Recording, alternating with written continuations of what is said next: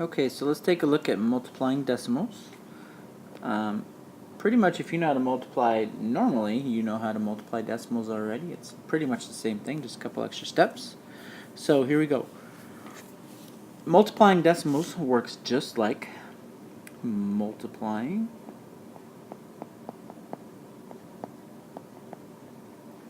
regular numbers.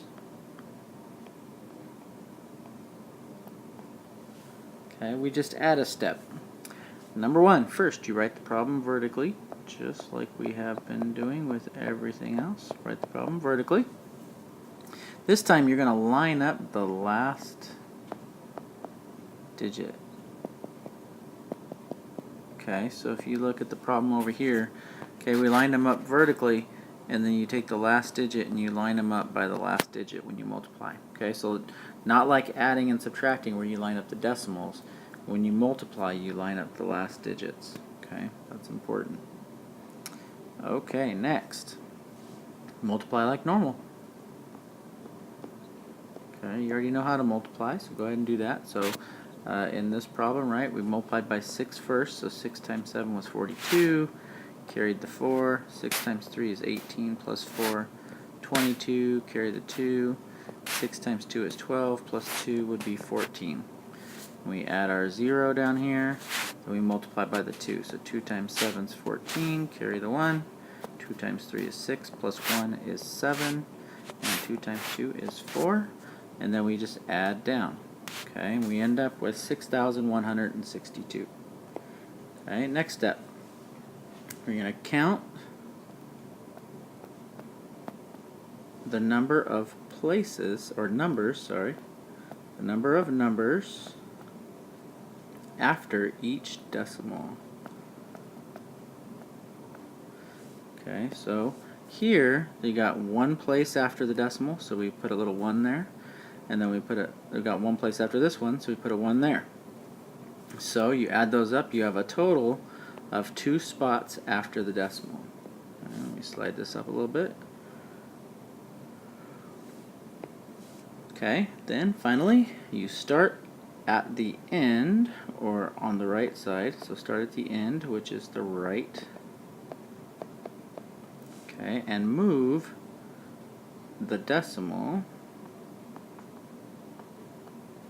the correct number of times to the left. So we start over here on the right, and it says to move 2 times, so we're going to go 1, 2, and you put your decimal right there. Okay, that's it. Multiply like normal, count up how many decimal places after the decimal, move it 2 times, or however many times to the left that there are places after the decimal in your problem. Alright, so you have a few try these, so give those a shot, and then come on back. Okay, so let's take a look here. So the first problem, I already wrote it vertically, and notice I lined them up by the last digits. Okay, so on the right side over here, the 2 is right underneath the 9. Okay, so now we start out by multiplying by the 2. So 2 times 9 is 18, carry the 1. 2 times 2 is 4, plus 1 is 5, and 2 times 3 is 6. Bring down my 0 for my placeholder. 4 times 9 is 36, carry my 3. 4 times 2 is 8, plus 3 is 11, carry the 1. 4 times 3 is 12, plus 1, 13. Now we add them up. 8 and 0 is 8, 5 and 6 is 11, carry the 1.